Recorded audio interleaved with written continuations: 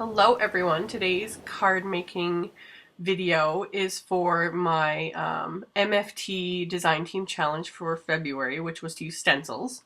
So I pulled out my new MFT wave stencil and just some heavyweight watercolor paper, and I taped down the watercolor paper onto my craft surface with some washi tape. I took some of the sticky out of the washi tape just because it's basically permanent and you don't want to peel it up and end up ripping your paper. So just a little hint on that. So I taped down my watercolor paper and then I taped the stencil over top just to hold it down a bit so it doesn't shift. And then I hold down the stencil here and there just with my fingers because with openings, because it's got such large openings that it can shift really easily. But really all I'm doing is using my Inktense pencils. Any sort of watercolor pencil will work. And just lightly scribbling in between all the openings created with the stencil. This was a little technique I'd picked up in that online card classes stenciled class, but I'm going to take it a step further, and like I said, I'm actually going to watercolor this. But I wanted to create some texture with the pencils in all the openings.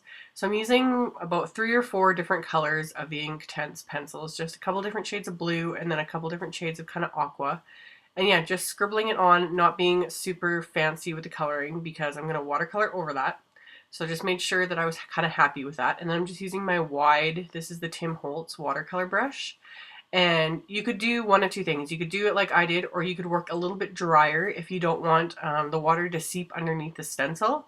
With this, I didn't care. I didn't mind if the water went wherever it went because I'm using heavyweight watercolor paper, so it can get quite saturated, and I knew with the Inktense pencils you'd still be able to see the texture even if I did decide to kind of watercolor everywhere. And then another little fact with the Inktense, which I actually again keep forgetting about, I'm just not used to using them, is once they dry, they're permanent. So you can kind of go over them like this and it's not going to move very much, but as I get closer to the bottom, I'm still going to get a bit of movement there because it hasn't fully dried yet. So it gives a really neat effect. So you can still see some of the texture I created by the scribbling between the stencil, and yet it's kind of watercolory and just neat looking. So it's something really fun to play with. So once I was happy with it, I just used my heat tool to dry it to speed up the process, and then kind of bent it back and forth to flatten it out a little bit because it does tend to curl, especially if you get it really wet.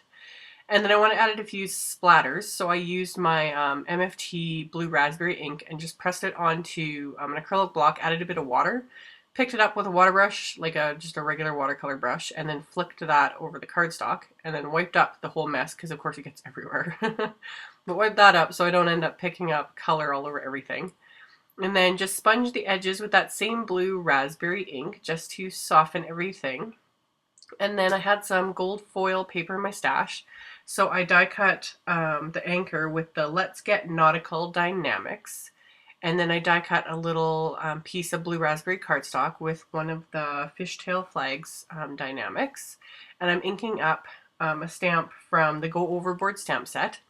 And that, of course, I just thought all of this would go perfectly with this wave stencil and this whole theme, so stamp that onto the little fishtail flag there. I wanted to keep the embellishments and any layers to a very minimum because you need to be able to see all these little watercolored waves. So once I was happy with the placement, I got that adhered onto the watercolor paper, and then I just flipped that over and used that as a guide to trim off that little bit that was hanging off the edge. And then for the anchor, I just grabbed some, well, this is technically baker's twine, but it's just plain white, like it's not striped.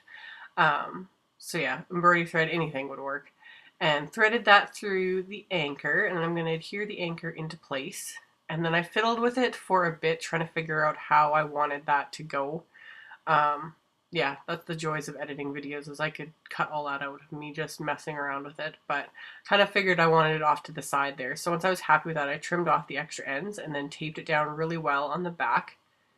So got that, and then I wanted to add a few more little embellishments, so I just die cut another piece of that foil cardstock with a couple little circle dies that are actually from the new Blueprints 12 set. And got those adhered into place, and that's it for the card front. Like I said, I wanted to keep it pretty simple. So I had purposely cut the watercolor paper to 4 1/4 by 5 1/2 inches. So I'm just going to adhere that right onto my card base of blue raspberry cardstock, and I use a fair bit of adhesive. And I like to use like a strong adhesive, so the Tombow Mono Multi is really good for that. So you use a lot, but don't use too much so that it's like, oozing out the edges and making a mess.